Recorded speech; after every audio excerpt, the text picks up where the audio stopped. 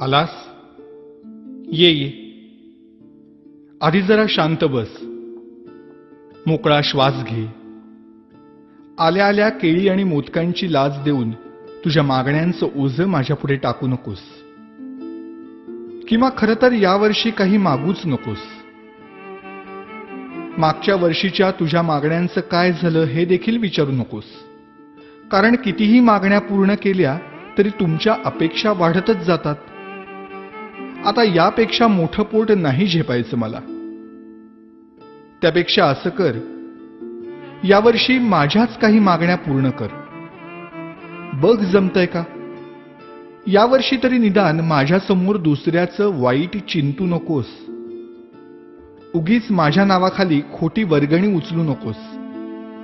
रात्रभर जागू नकोस. जागलास तरी पिऊ नकोस. प्यायलास तरी निदान झिंगू नकोस.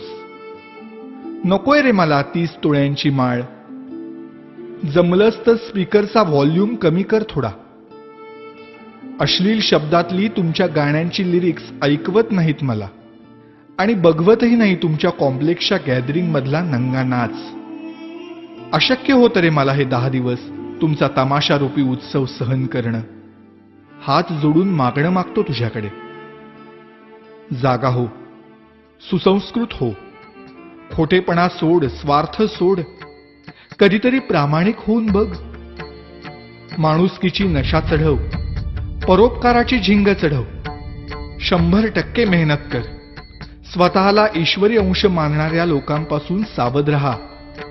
त्यांच्या आधाराने जगण्याचा प्रयत्न करून स्वतःतला आत्मविश्वास हरवून बसण्यापेक्षा तुझ्यातलं देवत्व मनापासून जप. दहशतीने जग जिंकण्यापेक्षा प्रेमाने मन जिंक. श्रीमंतांचे जोडे पुसण्यापेक्षा गरिबांचे पाय धु. पैशानी श्रीमंत होण्यापेक्षा मनाने श्रीमंत हो. बघ आता यातलं किती तुला झेपतंय.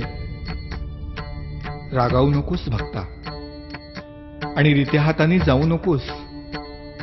नेहमीच मागत राहण्यापेक्षा अखंड देत राहण्यातला आनंद तुला लवकर लाभो, हाच माझा आशीर्वाद. भेटूच पुन्हा.